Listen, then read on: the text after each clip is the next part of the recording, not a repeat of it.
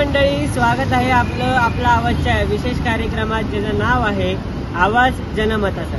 तर मग मंडळी, या कार्यक्रमाअंतर्गत आपण वेगवेगळ्या लोकांची प्रतिक्रिया घेतो आणि त्यांच्याकडनं जाणून घेतोय की कोण होणार खासदार। तर मग जसं की आता आपण पाहू शकता, आपण आता शिवाजीनगर विधानसभेत आहोत। शिवाजीनगर विधानसभा ही पुणे लोकसभेमध्ये पडते आणि आपण इथं काही लोकांशी संवाद साधणार आहोत आणि त्यांच्याकडनं जाणून घेणार आहोत की कोण होणार पुण्याचा खासदार। मुरलीधर मोहोळ का बरं? काम चांगलं आहे आणि आत्ता आपण बघितलं ते महापौर पण होते, त्या काळात पण त्यांचं चांगलं काम झालं आणि भविष्यात आम्हाला असं वाटतं पण आता कसं बघायला गेलं तर मोहोळांसमोर दोन तगडं आव्हान जे आहे ते देखील उभे आहेत। अनेक वसंत मोरे असतील, कसब्याचे आमदार असतील, रवी दंगेकर, ड्रग्सचा मुद्दा असो किंवा इतर मुद्दे असतील, ते देखील चर्चेत असतात। तरी तुम्हाला वाटतं की कुठेतरी मुरली मोहोळ, कारण की काय वसंत मोरे आणि रवींद्र दंगेकर हे एकाच पक्षात होते, तर त्यांचं कुठं ना कुठं तरी मताचं डिवायडेशन होणार, तर त्याचा फायदा मुरलीधर मोहोळांना। आव्हानं जरी असले पण मागच्या काही दिवसात भारतीय जनता पक्षामध्ये जे अव्यवहारीपणा चाललेला आहे किंवा वॉशिंग पावडरचं जे प्रकार चाललेलं आहे, कोणी आला तरी त्याला स्वच्छ धुवून घेतात। आधी आरोप करायचे, नंतर ते आरोप स्वतःच्या पक्षात घ्यायचे आणि आरोप निष्क्रिय केले जातात। हे काय बरोबर नाही, हे काय पुणेकर सुज्ञ पुणेकरांना काय न पटणार आहे। त्याच्यामुळे आणि पुणेकर ही पुणे ही सांस्कृतिक राजधानी, तर काँग्रेसलाच पसंती देतील पुणेकर। असं स्पेसिफिक काही कारण आहे का ज्याच्यामुळे नक्की? स्पेसिफिक नाही, सध्या मुरलीधर मोहोळ वर्सेस दंगेकर अशीच फाईट होणार आहे। त्याच्यात वंचितचा आता 2019 पेक्षा खूप काही फरक पडेल असं मला वाटत नाही 2019च्या तुलनेत। आणि काँग्रेस आता जरा चांगल्या अवस्थेत आहे पुण्यात तरी। दंगेकरांना पुणेकर यंदाच्या वर्षी दिल्लीत पाठवत 100% पाठवतील, म्हणजे पाठवलंच पाहिजे। काय ना, अण्णांनी काम केलं मी असं म्हणणार नाही, पण अण्णा हे भारतीय जनता पक्षाचे प्रतिनिधित्व करत आहे आणि भारतीय जनता पक्ष पुणेकरांच्या मनातनं उतरला आहे। काय आहे ना, विकासाची आघाडी आहे, कामं भरपूर सदैव नागरिकांनी आणि मी स्वतः त्यांच्याकडून टक्कर आहे, भरपूर मोठी टक्कर आहे, पण होप्स आहेत की मुरली अण्णाच। पुणेकर यंदाच्या वर्षी मुरली अण्णांनाच दिल्लीत पाठवते? हो, वाटतं ना।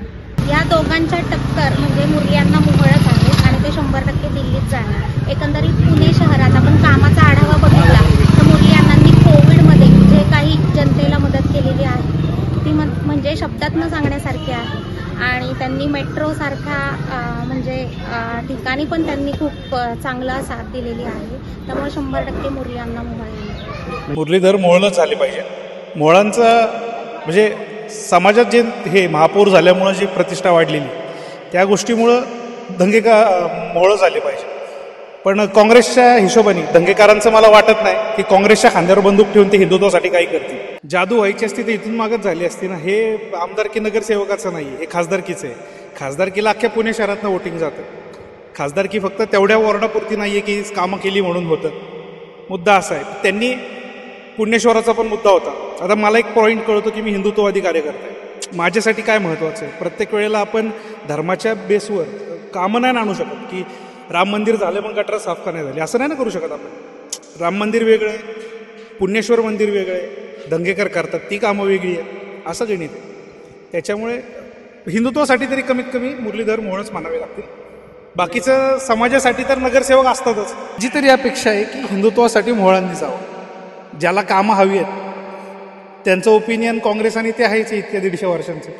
मला काय वाटतं, पुणेकर कोणाला खासदार करतील, कोणाची चर्चा? रवींद्र भाऊ दंगेकर। का बरं रवींद्र भाऊ दंगेकर का वाटतं? त्यांचं काम भारी आहे। पण तसं बघायला गेलं तर त्यांच्या समोर दोन तगडी आव्हान आहेत। अगदीच मनसेचे वसंतदादा मोरे असतील, ज्यांना आता वंचितकडनं तिकीट मिळाले, किंवा भाजपचे मुरलीधर मोहोळ असतील, जे मेट्रोमॅन म्हणून देखील फेमस आहेत। तरी वाटतं कुठेतरी येतील? नाही, ते नाही सांगू शकत, पण एवढं मात्र नक्की आहे। रवींद्र दंगेकर काय येतील?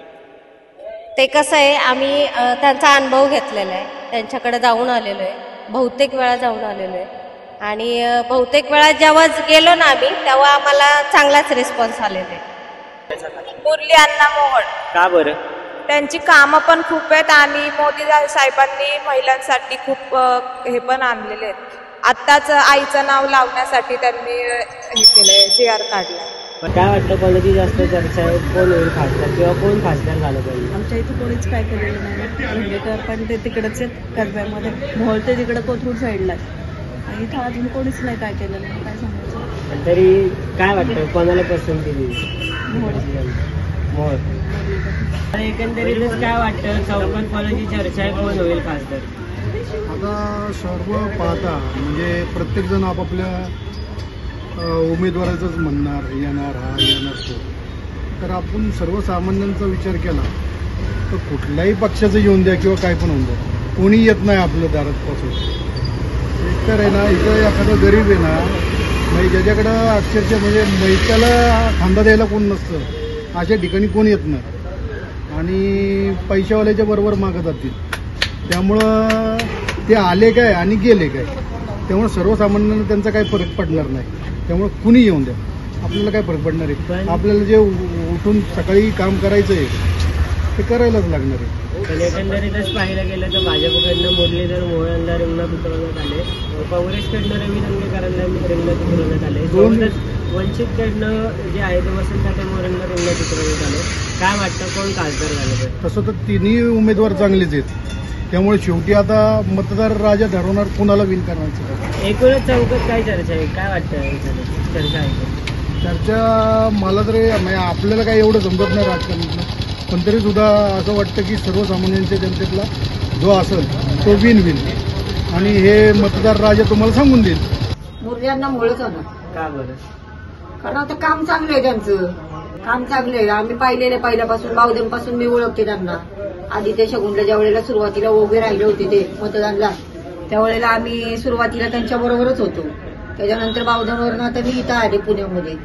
त्यांचं काम सगळीकडे चांगलं आहे, त्यामुळे मुरल्यांना मुळच होणार. काय नाही, क्लिअर आहे. पुण्या बीजेपीचा बालेकिल्ला आहे, त्यामुळे दगड जरी उभा केला असता तरी बीजेपी, यावेळी मोहोळ साहेब, बापट साहेबांच्या कृपेमुळे आणि बीजेपी, मोदी साहेब बोलले. पण तसं बघायला गेलं तर मग मोहोळांसमोर देखील दोन तगडी आव्हानं उभी राहिलेली आपल्याला पाहायला मिळतात. आणि त्याशिवाय स्पर्धा असल्याशिवाय मजा पण नाही. तरी कुठेतरी वाटतं का की मोहोळांचा ठराव लागला आणि मोहोळ जिंकू देतील? 100%. मी तेच तर सांगितलं, ओनली बीजेपी. कोण होईल पुण्याचा खासदार? रवींद्र भाऊ दंगेकर. का बरं? काम आहे, काम तो माणूस पक्षाने नाही कामाने निवडून.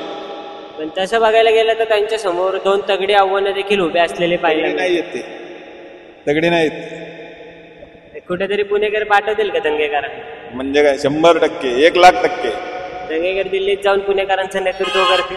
नक्कीच नक्कीच नक्कीच. आणि एकदम भारी माणूस आहे. त्या अपेक्षा जरी उभे राहिले ना तरी ते निवडून. पुण्याची खासदारकी ही अतिशय चुरशीची होणार आहे. वाटते तेवढी सोपी नाही आहे. उमेदवार सगळे एकदम चांगले आणि त्यामुळं मतदान प्रमाण जरी वाढला पण सहजासहजी इलेक्शन कुणालाही सोपी नाही आहे. कारण की मुरली अण्णा पण जेवढे आहे BJPचं हे त्याच प्रमाणात रवींद्र दंगेकर सुद्धा जोरात आहेत. त्यांचासुद्धा मतदार वर्ग वगैरे चांगला त्यांचा स्वतःचा आहे. त्यामुळं खूप महत्त्वाची निवडणूक आणि चुरशीची होणार आहे. पण तरी एकंदरीत लोकांच्या चर्चा ऐकलं काय वाटतं तुम्हाला कोण होईल? सांगू शकत नाही तसं आता, सांगू शकत नाही. कारण की एकतर्फी निवडणूक ही होणार नाही. BJPला वाटते तेवढी ही सोपी निवडणूक नाही आहे. वंचितनं उभं केल्यामुळं दंगेकरच येणार होता असं वाटायचं आम्हाला, पण वंचितनं उभं केल्यामुळं 1-1.5 लाख मतदान तिकडे जाणार. त्याच्यामुळं मुरलीच लागू शकतो पुण्यावर. वरचे काम पाहिले सेंट्रल गव्हर्नमेंटने केलेले. पण तसं बघायला गेलं तर मग त्यांच्या समोर दोन तगडी आव्हानं देखील आपल्याला पाहायला मिळतात. नंबर 1 आणि नंबर 2 मतामध्ये 1.5 लाखाचा फरक असतो. कोण येईल तरी कोण येईल? मुरली मोहोळ. पुणेकर यंदाच्या वर्षी मोहोळांना दिल्लीत पाठवतील. का बरं असं का? सेंट्रल गव्हर्नमेंटने केलेली जेवढी कामं आहेत तेवढे सगळ्या सामान्य जनतेला माहिती आहे. आणि भारतीय जनता पार्टीचे मतं भारतीय जनता पार्टीतून मतदान करतात, की दुसऱ्या पक्षाला मतदान माहिती.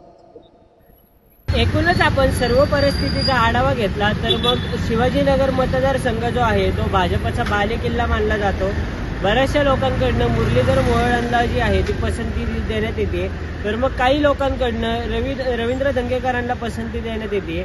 एकूणच ही जी लढत आहे ही चुरशीची होताना पाहायला मिळते आणि हा जो सामना आहे ते एकंदरीतच लोकांच्या बोलण्यावरनं भाजप वर्सेस काँग्रेस असा होताना पाहायला मिळतोय. आता मतदार राजा आपला कौल कोणाच्या बाजूने लावतो हे आपल्याला आगामी काळात कळेलच. पुण्यातून कॅमेरामॅन विराजसह मी शिवम देवकर, आपला आवाज न्यूज नेटवर्क, पुणे.